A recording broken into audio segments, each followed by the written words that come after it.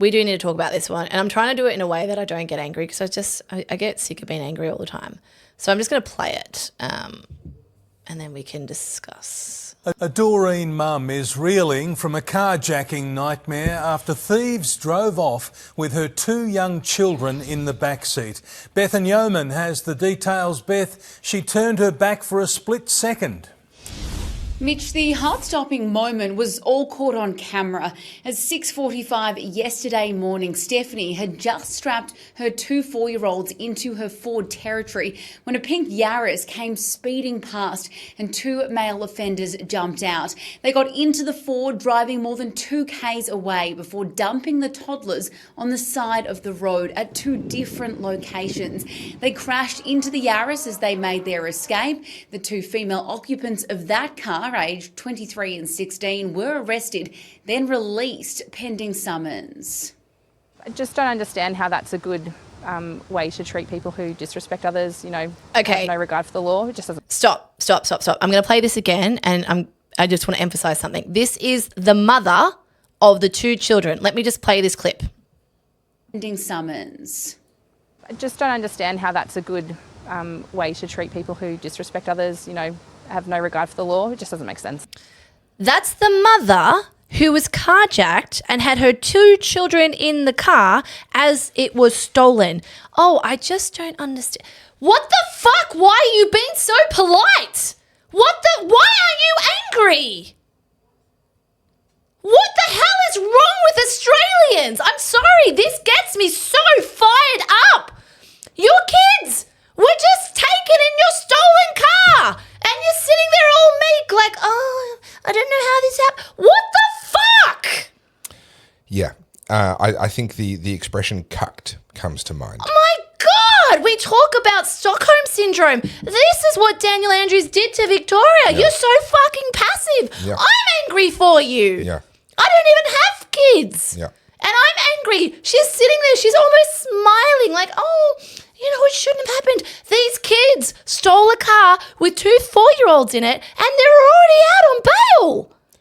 If someone steals a car with kids in it and upon realising there's kids in their car, they do anything other than safely park the car and get out and start running away, if they take the kids out of the car and leave the kids on the side of the road, I'm going to advocate for the death penalty. Like, that is a level of disregard for children. I'm not trying to blame the victim. I'm just like, what the hell? Yeah, no, but this is you're dead right. We have been broken. We are not. We're not tamed. We're domesticated. We've been domesticated. She's not even crying. Well, we don't know. We don't know the exact sequence I of events. get it, blah, blah, blah.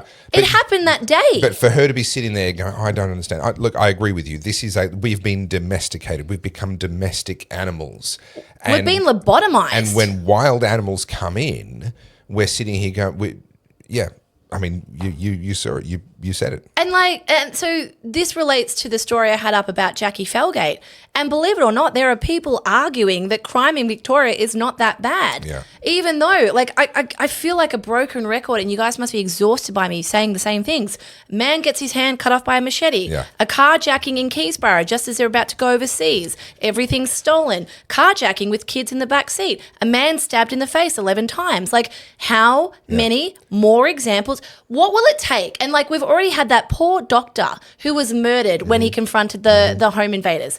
I'm sorry, Victorians, Melburnians, Australians at large, do you all need to be stabbed in the face before you realise the reality that we are all... what? I'm asking this as a genuine question. Help me understand it. What will it take? So what I think needs to happen here, and I don't like this, but just looking at it and saying, okay, from where we are psychologically and from what we're seeing, how do we get to a better place?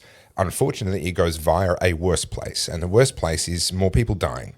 And it's going to be one of 2 things. It's going to be either somebody successfully kills some of these home invaders, and at which point there will be outcry, that person will be prosecuted, and then there will be that's the flashpoint. There will be a person for others to rally around and say, no, they shouldn't be in prison, while others are saying, no, you're evil, blah, blah, blah. That will become the test case, essentially. Yeah. And the Jacinda Allen government will rise or fall based on how that goes from a PR point of view. And that'll depend on the details of what happened. I mean, if that person who defends their home and kills some home invaders has any blemish in their history, well, of course, that'll be used to demonize them and so on and so forth. So it's going to be, it'll come down to the particulars of what happened on that particular day and how the media portray it, all of that. It'll be messy as hell. That's one way towards a better place. Another way towards a better place, and I don't even like saying it, but this is true, is for a deeply sympathetic character to be killed by the home invaders. This would be a woman of colour, a mother, a recent immigrant, something like that. Someone that creates in the expression of, goodness, I'll think of a name shortly, but that creates a ranking problem where they say, well, we have to feel sorry for the home invaders because they're immigrants and they're young. Oh, but we have to feel sorry for the victim because she's a she and she's an immigrant and she's a mum. Oh dear, we've got a ranking problem. Who will we be ranking higher or lower? And when if the victim, so the doctor, correct me if I'm wrong, was a white male, if I remember rightly, and there was barely a ripple. There was a little bit of outrage, and it's basically been forgotten already. If these home invaders end up killing a woman of color or something like that, then that is going to create a much bigger ranking problem for the people on the left that want to pretend there's no problem here. And I don't like either of those options. Yeah. But one of those two things is no one's going to fix this, which means that the stabbings will continue, the home invasions will continue, which means inevitably from time to time the deaths will continue. Yeah. And until there is a death that fits one of those two categories, I don't think people are going to get angry. I don't know, man. Like, I just get like, I'm going to be selfish and talk about myself for a second. Like, I spoke up about this when it happened to us, and I gave a raw account, and like I said, I got away with it relatively scot-free. There was no machetes. You got blasted. Oh, sorry, in terms of the attack online, you got blasted for it. And I got absolutely torn apart for it. Oh, she's grifting. It's not even true. Even though I had the footage of it happening, even though I had the police, like, you know, I bring the receipts not because I feel like I have to prove myself, because I know it's going to be questioned. And then that's it. And now, as I had said back then, this will escalate because the police. And it has. I'm right. I'm not right because I want to be right. I'm right because I can see it. Yeah.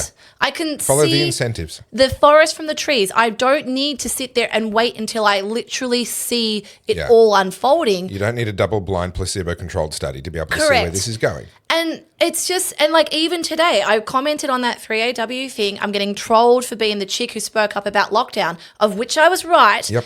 Catch up. Yeah. Catch up. And this is why I get so angry. And yes, that was some spicy curls, but I'm like, until we have people like that who have been impacted by the crime actually deeply giving a shit. Now, look, I dare say she does give a shit, but she's acting like she's catatonic. Like we need rage. Yeah. We need to use those emotions. I suspect that she's done that because that's what she believes she needs to do in front of the cameras. Correct. But that says something in and of itself. It's performative. That's what it tells you. Yeah. What it tells you, and I'm not saying this to ridicule the victim, what it tells you is that she cares more about how she's perceived by the broader public than she does about the fact that her 2 kids were abducted. Yeah. So normally on a podcast like this, when you've got 2 people, one of them is the brains of the operation and the other one's the eye candy. In this case, I have to be both, which is, oi, excuse me, this one's, Carly, this one's about me. I have to be both. It's actually about me. Seriously, I have to be both, which means I need lots of coffee, lots of caffeine. So you can help me to get lots of caffeine by scanning that little QR code there so that I can just carry this podcast on my... And subscribe because I'm ridiculously good looking. Seriously, Carly, can you not... Wow. She's such a center of attention, isn't she? Like, comment, subscribe, all that stuff. Bye.